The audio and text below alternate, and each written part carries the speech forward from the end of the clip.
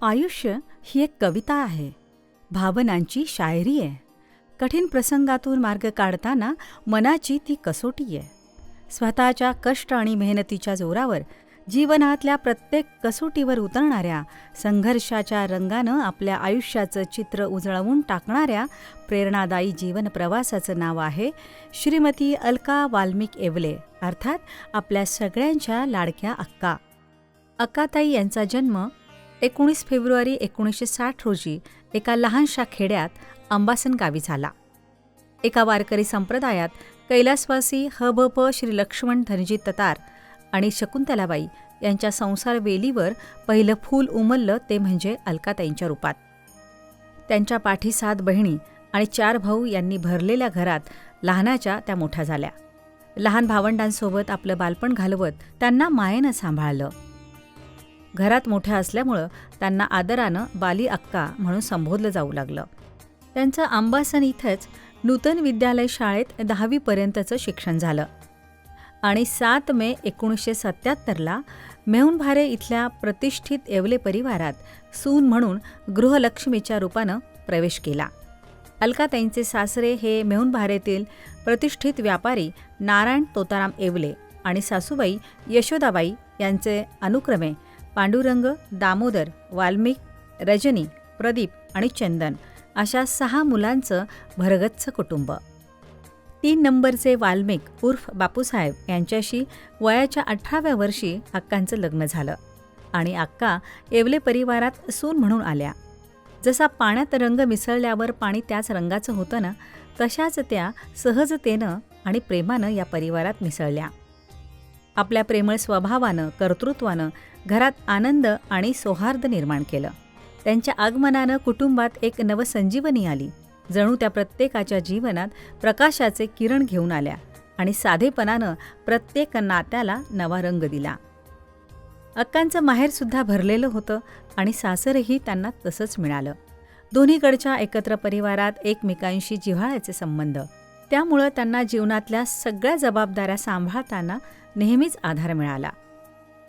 अक्का आणि बापूसाहेब संसाराचा गोडवा अनुभवत असताना 3 ऑक्टोबर 1978ला त्यांच्या सुखी संसारात पहिलं कन्यारत्न प्रतिभा आणि त्यानंतर 15 ऑक्टोबर 1980 रोजी पुत्ररत्न योगेश यांचं आगमन जीवनात सुख घेऊन आलं. बापूसाहेबांनी अतिशय चांगुलपणानं किराणा व्यवसायातून अनेक गरिबांना मदत केली. त्यांच्या दयाळू आणि मन जिंकण्याच्या स्वभावामुळं ते सगळ्या स्तरातील लोकांच्या आदरस्थानी होते. त्यामुळं कमी कालावधीतच त्यांनी समाजाच्या हृदयावर प्रेमाचा ठसा उमटवला.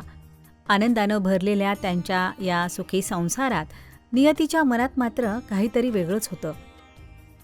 काळानं त्यांचं सुख अखेरपर्यंत टिकू दिलं नाही. अवघ्या 7 वर्षांच्या सुखी संसारानंतर 4 नोव्हेंबर 1984 या दिवसानं त्यांच्या आयुष्यात मोठा आघात केला आणि बापूसाहेब इहलोकीचा प्रवास संपवून पारलौकिक प्रवासाला निघून गेले. जो आवडे सर्वांना तोची आवडे देवाला, ही म्हण बापूसाहेब यांच्या आयुष्यात तंतोतंत लागू झाली. त्यांची लोकांमध्ये असलेली लोकप्रियता, दयाळू स्वभाव आणि दुसऱ्यांच्या मनावर प्रेमाचा ठसा उमटवण्याची ताकद यामुळे त्यांनी कमी आयुष्यातही नावलौकिक मिळवला. म्हणूनच त्यांच्या अंत्ययात्रेला सर्व समाजातनं लोकांचा मोठ्या प्रमाणातला सहभाग हा त्यांच्या कीर्तीचा जिवंत पुरावा होता. बापूसाहेबांची अक्कांच्या आयुष्यातनं झालेली अचानक एक्झिट ही अक्का आणि येवले परिवारासाठी मोठी धक्कादायक बातमी होती. बापूसाहेब गेले त्यावेळी अक्का नुकत्याच गर्भवती होत्या. त्यांच्या आयुष्यात बापूसाहेबांची पोकळी भरून निघणं केवळ अशक्य होतं. मनाच्या नाजूक अवस्थेत असताना अचानक कोसळलेल्या या संकटमयी प्रसंगात अक्कांनी संयमानं, बळ एकवटून धैर्यानं सामोरं जाण्याचं ठरवलं. 19 जून 1985 रोजी 3रं पुत्ररत्न संदेश यांच्या जन्मानं त्यांच्या जीवनाला नवा आशेचा किरण मिळाला. बापूसाहेब यांच्या मागे आपल्या मुलांवर चांगले संस्कार करून त्यांना चांगलं नागरिक घडवण्याचं ध्येय उराशी बाळगत, मुलांकडे बघून धैर्य जुळवत संसाराची वाटचाल पुढे सुरू केली. यशस्वी संसारासाठी विविध कौशल्य आत्मसात केली. 1988 साली शिवण क्लास शिकून साडीला पिकोफॉल आणि ब्लाऊज शिवायचं काम सुरू केलं. प्रत्येक कष्टात समाधान शोधणं हाच खरा यशाचा मार्ग आहे हे त्यांना उमजलं होतं. त्यांच्या या खडतर जीवन प्रवासात त्यांना सासर आणि माहेरकडच्या मंडळींची अनमोल साथ लाभली. त्यामुळं नेटानं त्या काम करू शकल्या. अनेकदा आर्थिक मदतीपेक्षा भावनिक आणि नैतिक आधार अधिक मोलाचा ठरतो, ज्यामुळं माणसाला उभारी मिळते आणि कठीण प्रसंगावर मात करण्याची शक्ती मिळते.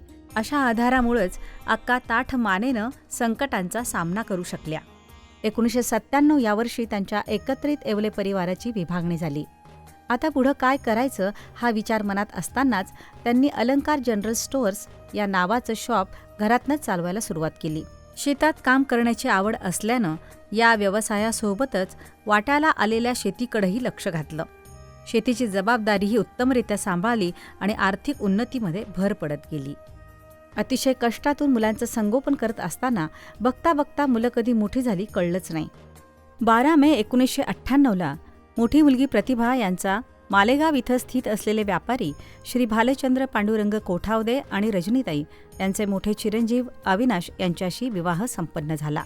उभयतांच्या आयुष्यात 31 मे 2000 रोजी समीक्षा आणि 2 मार्च 2004 रोजी अपेक्षा अशा 2 गोड कन्यांचं आगमन झालं आणि त्यांच्या मालेगाव इथल्या मेडिकल स्टोअर्सची भरभराट सुरू झाली. मुलीचा सुखी संपन्न संसार पाहून अक्कांना मनोमन खूप समाधान वाटायचं. त्यानंतर 7 फेब्रुवारी 2006 रोजी ज्येष्ठ चिरंजीव योगेश यांचं लग्न पारोळा इथले व्यापारी श्री विश्वनाथ दामू शिरोडे आणि शोभाताई यांची कनिष्ठ कन्या अश्विनी हिच्याशी झाले आणि लक्ष्मीच्या रूपानं पहिल्या सुनेचं घरात आगमन झालं. त्यानंतर अक्कांनी संतुष्ट भावनेनं 2006 बद्रीनाथ आणि द्वारका ही 2 धाम यात्रा पूर्ण केली आणि 2007 योगेश आणि अश्विनी यांच्या सुखी संसारात आर्यांच्या रूपानं एका गोंडस मुलाचं सोनपावलांनी आगमन झालं. घरातल्या पहिल्या नातूच्या आगमनानं अक्कांच्या आनंदाला पारावर उरला नाही. 2010 पुरी आणि रामेश्वर ही राहिलेली 2 धाम यात्रा पूर्ण करत 4 धाम यात्रा पूर्ण होण्याचं आत्मिक समाधान अक्कांना मिळालं आणि जीवनात नवीन सकारात्मक ऊर्जा प्रवाहित झाली. अक्कांचं कुटुंब चाळीसगावला स्थायिक झालं. यामध्ये डॉक्टर राहुल वाघ यांचा महत्त्वाचा वाटा आहे. त्यांनी 2010 त्यांच्या समर्थ हॉस्पिटलमध्ये मेडिकल स्टोअर सुरू करण्याची संधी दिली. यावेळी मुलगी प्रतिभा यांचे सासरे तात्यासाहेब यांनी मेडिकल व्यवसायाच्या सुरुवातीच्या काळात महत्त्वपूर्ण मार्गदर्शन आणि सहकार्य केलं. त्यांच्या मदतीमुळं व्यवसाय बळकट झाला आणि कुटुंबाला आर्थिक स्थिरता प्राप्त झाली. नंतर 20 मे 2011 रोजी धाकटा मुलगा संदेश हे करमाड पारोळा इथले प्रतिष्ठित व्यापारी श्री नामदेव बंडू वाणी आणि प्रतिभाताई यांची मोठी सुकन्या सोनालीशी विवाहबद्ध झाले आणि लक्ष्मीच्या पावलांनी त्या येवले परिवारात सामील झाल्या. या प्रसंगी अनेक कष्ट सोसल्यानंतरची आनंदाची पर्वणी अक्का अनुभवत होत्या. मग 2012 मोठे चिरंजीव योगेश आणि अश्विनी यांना अतिशय गोड असं कन्यारत्न प्राप्त झालं, काव्या. भरलेल्या या सुखी संसारात मग अक्कांनी कधीही मागे वळून पाहिलं नाही. 2015 चाळीसगाव इथं स्वतःचं घर गाडी असण्याचं स्वप्न साकार झालं. 16 डिसेंबर 2016ला थाटामाटात उत्साहात कानबाई मातेचा थाट संपन्न झाला. अक्कासाठी आयुष्यातले हे सुखाचे क्षण मंतरलेले होते, भारावलेले होते. या आनंदात अजून एक भर पडली ती म्हणजे 1 ऑक्टोबर 2019ला संदेश आणि सोनाली यांना नित्या नावाचं गोंडस असं कन्यारत्न प्राप्त झालं. लक्ष्मीच्या पावलांनी आलेल्या नातीला पाहून संसाराला पूर्णत्व आल्याच्या भावनेनं अक्कांचा आनंद गगनात मावेनासा झाला होता. अक्कांना आध्यात्मिकतेची आवड पहिल्यापासूनच होती. परिस्थितीला सामोरं जाण्याची शक्ती तोच देतो यावर त्यांची प्रगाढ श्रद्धा आहे. त्यांनी 2023 शुक्ताल इथं जाऊन भागवत कथा श्रवण करण्याची ईश्वरीय अनुभूती घेतली. तर 2024 21 दिवसांची नर्मदा परिक्रमा पूर्ण करून नर्मदा मातेचे आशीर्वाद घेतले. हे सर्व स्वप्नवत वाटावं असं त्यांच्या आयुष्यात घडत होतं. त्यातलेच हे काही अविस्मरणीय प्रसंग होते. अक्कांना सणवार सगळे उत्साहाने साजरे करण्याची आवड, पूजापाठ, स्वाध्याय, वाचनाची आवड आहे. एकादशीला गीतेचं पारायण करणं असो की छान स्वयंपाक करून सगळ्यांना प्रेमानं जेवू घालणं असो, प्रत्येक काम अतिशय तन्मयतेनं करण्याची त्यांची ही आवड त्यांच्या व्यक्तिमत्वाला नवा आयाम देते. पाहणं, जीवन म्हणजे जणू एक कॅनव्हास आहे, जिथं आपण आपल्या इच्छेनुसार रंग भरतो आणि ते फुलासारखं खुलतं. अगदी तसंच अक्कांनीही आपल्या परिवाररूपी कॅनव्हासमध्ये प्रेमाचे, विश्वासाचे आणि संस्कारांचे रंग भरलेत. त्यामुळं आज त्यांचा परिवार फुलासारखा ताजा तवाना आणि आनंदी दिसतो. मोठे चिरंजीव योगेश यांनी मेडिकल व्यवसायात यश मिळवत आईच्या खंबीर पाठिंब्यातून ते परिवाराचा आधारस्तंभ बनले आणि कुटुंबाच्या आर्थिक स्थैर्यात महत्त्वपूर्ण योगदान दिलं. आज 40 गावात प्रतिष्ठित फार्मा व्यावसायिक म्हणून नावलौकिक प्राप्त करून प्रगतीपथावर आहेत. धाकटे चिरंजीव संदेश यांनी त्यांच्या कामातल्या गुणवत्तेवर बिल्डिंग व्यवसायात आपली एक विशेष ओळख निर्माण केली आहे. त्यांचे महत्त्वाचे यशस्वी प्रोजेक्ट्स सिटी प्राईड मॉल आणि हॉटेल ग्रीन लीफचं उद्घाटन मराठी सिने अभिनेत्री उर्मिला कानेटकर यांच्या हस्ते झालं. आपला व्यवसाय वृद्धी करत असताना ते अक्कांनी दिलेल्या सामाजिक बांधिलकीचे संस्कार मूल्य जपत सामाजिक कार्यात सक्रिय आहेत. त्यासाठी ते आपल्या राजकीय संबंधाचा उपयोग समाजासाठी करताना अग्रेसर भूमिका बजावत आहेत. अक्का स्वतःला खूप नशीबवान मानतात की संदेश यांनी आपलं मूळ गाव मेहुणबारेशी आपली नाळ जोडून ठेवली आहे. तिथल्या विकासात योगदान देत आहेत. नित्या लँड डेव्हलपर्स या नावानं प्रशस्त इमारत उभी करत गावासाठी काहीतरी चांगलं करण्याचं आपलं आणि अक्कांचं स्वप्न ते साकार करत आहेत. मुलांची प्रगती आणि भरभराट पाहून कष्टाचं चीज झाल्याची कृतार्थ भावना अक्कांच्या हसतमुख चेहऱ्यावर झळकते. आई म्हणून आपल्या कर्तव्याची जबाबदारी निभावताना अक्का आज आजी म्हणूनही तितक्याच उत्साहानं आपल्या नातवंडांशी जोडलेल्या आहेत. लहान मोठ्या प्रसंगातून नातवंडांना शिकवण देणं, त्यांच्यासोबत खेळणं, गप्पा मारणं त्या अगदी आनंदानं करतात. संध्याकाळी देवासमोर बसून नातवंडांसोबत शुभंकरोती म्हणणं त्यांच्या संस्काराची पाऊलखुण आहे. आपल्या मुलीला जितकं प्रेम देतात तितकंच किंबहुना त्याहून जास्त प्रेम दोन्ही सुना अश्विनी आणि सोनाली यांना भरभरून देतात. यामुळंच त्यांचा परिवार आज एका माळेत बांधल्यासारखा आहे. म्हणूनच अक्कांविषयी असलेला आदर आणि त्यांच्या प्रेमापोटी त्यांचा गंगापूजन आणि 65वा वाढदिवस सोहळा हा स्नेहीजन, माहेर आणि सासरच्या मंडळींसोबत मोठ्या आनंदात आणि उत्साहात साजरा होतोय. आज अक्कांचा संसार खऱ्या अर्थानं आनंदी आणि संपन्न आहे. मुलगी, जावई, मुलं, सुना आणि नातवंड अशा भरलेल्या कुटुंबात आयुष्याची गोडी आपल्या माणसांसोबत अनुभवतानाचे हे क्षण अतिशय सुखद आणि प्रेरणादायी आहेत. अक्कांचा जीवनपट हा कष्ट, धैर्य आणि प्रेमानं विणलेल्या संसाराचं सुंदर दर्शन घडवतो.